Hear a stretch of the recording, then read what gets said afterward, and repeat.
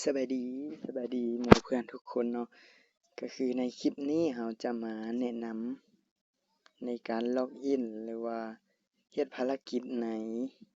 ลาวแอปเนาะเพราะว่าสามารถเฮ็ดภารกิจนะได้เงินฟรีเนาะได้ data ฟรีได้น้ำใช้ฟรีกันเลยสำหรับหน้าตาของแอปก็น่าจะประมาณนี้เนาะก็คืออย่าลืมขึ้นทะเบียนข้อมูลเบอร์ของตัวเองให้สำเร็จเนาะเพราะว่ามันจะง่ายและสะดวกในการใช้งานสำหรับในการล็อกอินในตัวนี้เนาะสำหรับการเข้าสู่ระบบแล้วตัวนี้มันจะเป็นหน้าหลักเนาะหน้าหลักหลังจากนั้นให้เจ้ามาสำหรับวิธีการเฮ็ดภารกิจเนาะให้มาเลือกให้มาเบิ่งที่ตัวนี้เนาะเจสุดเบื้องขวามือตัวที่ค่อยใส่ตัวนี้จุดดำๆขีดออมไว้นี้เนาะแล้วหลังจากนั้นให้เจ้ามากดเข้าไปเลยโอเคเจ้ากดเข้ามามันจะเห็นประมาณนี้วันที่1วันที่2วันที่3จนฮอดวันที่9เนาะมันจะให้เราล็อกอินภายในทุกมื้อเนาะสำหรับตัวใดที่หมายคูณตัวนี้คือว่าข้อยบ่ได้ล็อกอินตัววันที่2ข้อยจะได้ล็อกอินเนาะสำหรับมาล็อกอินเข้ามาแล้วให้มากดที่วันที่4เนาะให้มากดติ๊กใส่ตัวนี้โอเคค่อยล็อกอินสำเร็จมันก็จะแจ้งบอกว่าได้รับ data อยู่ที่100เมกะไบต์เนาะนำใช้ภายใน24ชั่วโมงและภารกิจอื่นๆให้เจ้ามาเบิ่งที่ภารกิจพิเศษสำหรับภารกิจพิเศษเนาะให้มันจะมีฟังเพลงจะได้รับอยู่ที่10เมกะไบต์โพสต์ในโซเชียลจะได้อยู่30เบิ่ง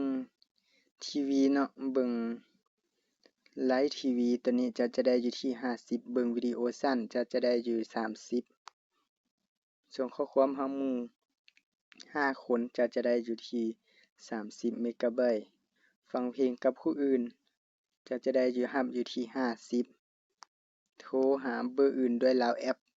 จะได้อยู่ที่50สำหรับตัวนี้เนาะให้เจ้ามากดที่ฟังเพลงเจ้ากดฟังมันจะเด้งเข้ามาในหน้าเพลงตัวนี้เนาะคงต้องโทษที่ใครต่อใครที่เดินเป็นคู่คอยจับมือ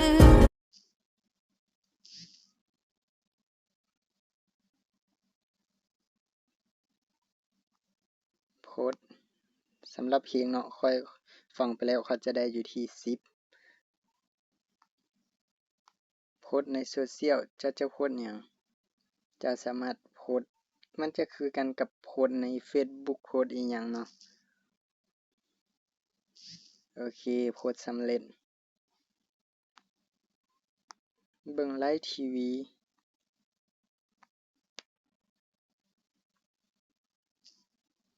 มันจะไลฟ์ทีวีมันเน็ตจะช้านิดนึงแล้วตัวนี้มันจะมาเป็นเบิ่งวิดีโอสั้นจะเบิ่งตัวใดก็ได้เนาะเพราะว่ามันสามารถเบิ่งวิดีโอสั้นได้แต่ว่าตัวนี้ข้อยจะบ่ได้กดเบิ่งเนาะข้อยจะเป็นการแนะนำซื่อๆส่งข้อความหาหมู่ฟังเพลงกับผู้อื่นตัวนี้มันจะให้ฟังเพลงร่วมกับผู้อื่น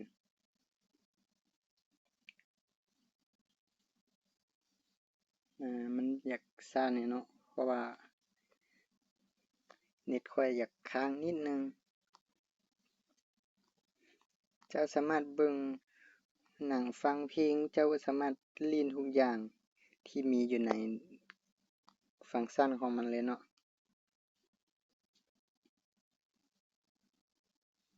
โอเคเด้มันจะมีหลายๆบริการลาวทีวี QR Movie Univ Karaoke Game Center In Network ก็คือการเชิญเพื่อนและก็ KYC โทรออก New Dating Network อีกอย่างหลายๆอย่างให้ใช้งานเลยมันจะมีหลายๆบริการเนาะก็ถือว่าโอเคอยู่เพราะว่ามันจะเป็นการนำใช้ฟรีเนาะ เป็นการลิ้นฟรีน้ำใช้ฟรีสำหรับเบอร์หลักเก่าเฉพาะเครือข่ายของ Unitel เด้อจะมันเป็นการเซ็นหาหมู่หาเพื่อนโทรหาพ่อหาแม่หาพี่หาน้องอิหยังมันจะใช้ฟรีทุกอย่างถ้าเจ้าใช้ในบริการลาวแอปสำหรับคลิปนี้ก็จะมีส่ำนี้เนาะสำหรับลิงก์ดาวน์โหลดขอยจะทิ่มไว้ในคอมเมนต์ของคลิปนี้เด้อสำหรับผู้ใดที่สนใจดาวน์โหลดอย่าลืมเข้ามาดาวน์โหลดแล้วอย่าลืมเข้ามาเป็นเพื่อนกันหลายๆเด้อ